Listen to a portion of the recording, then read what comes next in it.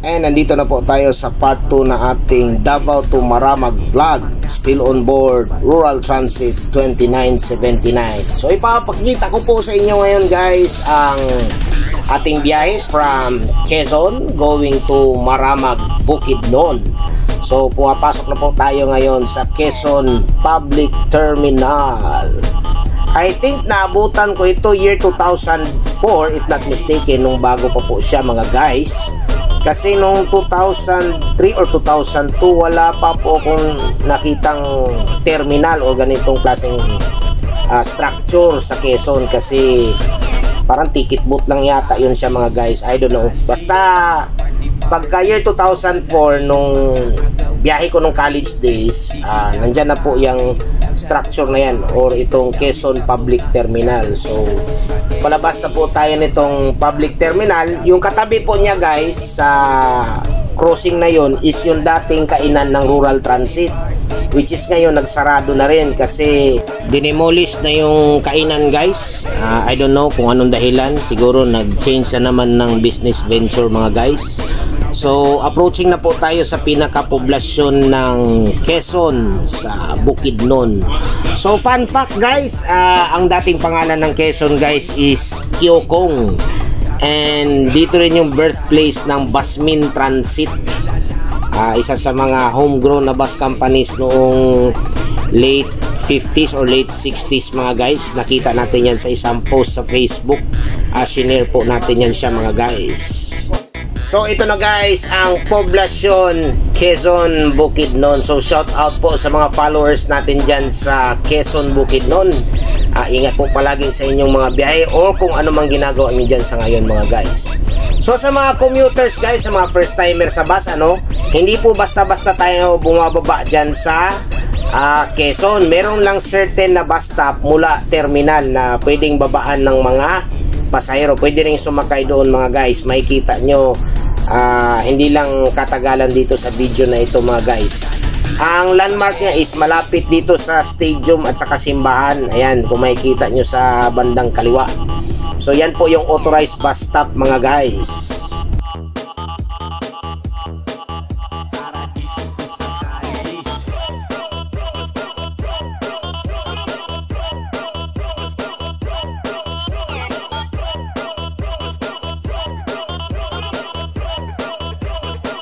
At dumaan naman po tayo guys sa crossing Busco or bypassing ng poblasyon Maramag, Bukidnon.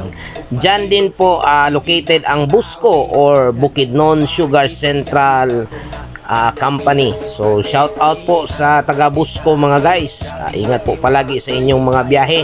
O nga pala, baka next time pupunta ako dyan mga guys sa Quezon, kasi maraming mga shuttle bus dyan guys na mga pinaglumaan na ng mga bus companies din sa Luzon and Visayas.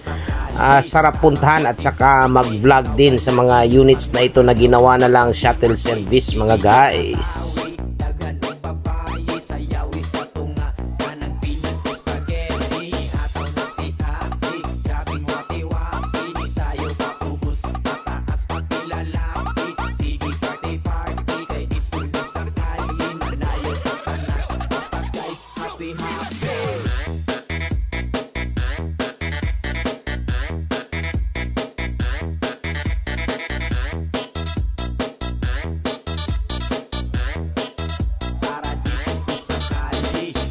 At dumaan naman po tayo sa Barangay San Jose, parte pa rin po ng Quezon Bukidnon. At based on Google Maps mga guys, ayan na yata yung last barangay ng Quezon. Ang kasunod na po nito is yung Camp 1 or sitio ng Kiuntod.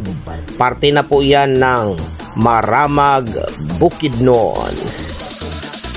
Dito guys, na part ng highway na ito, sarap yung baga ipa-reach yung full potential ng ating mga sasakyan pero wag na lang po, sumunod lang po tayo sa nakatatdang speed limit guys ng LTO para iwas-iwas sa mga huli at saka syempre iwas aksidente na rin mga guys, kasi national highway po ito, public road po, so safe driving lang po tayo mga guys.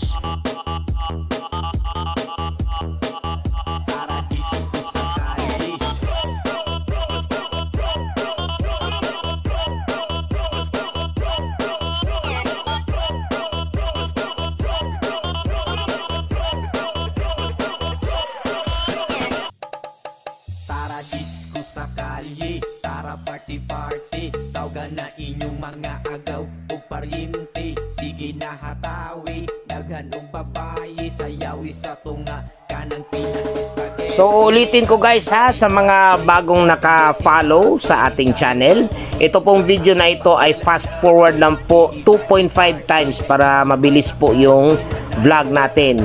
Yung takbo po ng ating rural transit ay nasa 80 kilometers lang po mga guys. Nag-a-alarm po siya pag lumagpas ng 80 at saka medyo mahigpit po sila regarding overspeeding mga guys.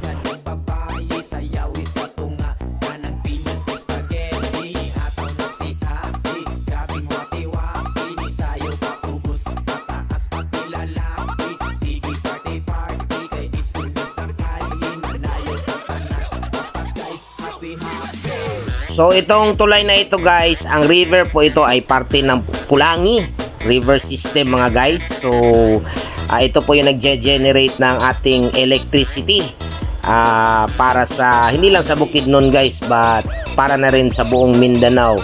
So kung makikita nyo on the right, meron dong nakikita ninyo na parang dalawang malaking tubo. So yan po yung hydroelectric plant ng Pulangi. Diyan po yung office nila na daanan natin mga guys sa Sitio Kiuntod, Camp 1, Maramag, Bukidnon. So shout out po dyan sa Pulangi 4 Hydroelectric Power Plant. I think NGCP na po yan, hindi na po kasi yan Napocor mga guys.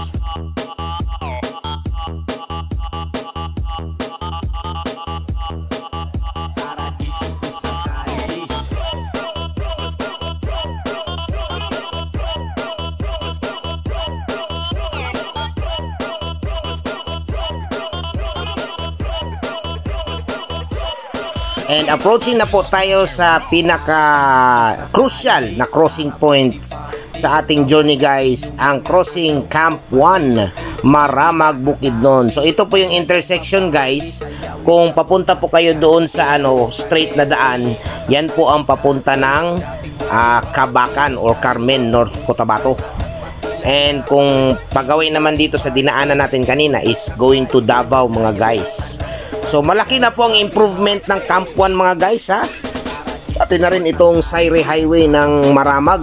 Meron na rin silang island mga guys. So aside from safety feature guys, yan po yung warning sa ating mga motorista na stay on your lane. Ika nga, wag tayong mag-change lanes lalo na pag sa kabilang linya opposite lane.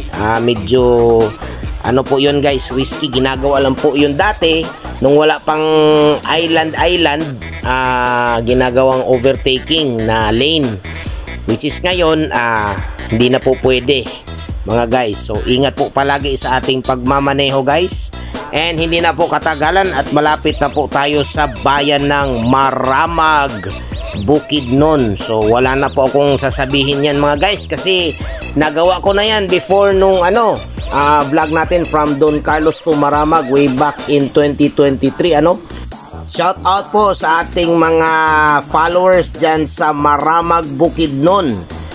Ilalagay ko na rin yung opportunity na i-shout out ko rin yung mga dating co-workers ko na si Miss Jeneline Omongos at saka si Miss Geraldine Omongos.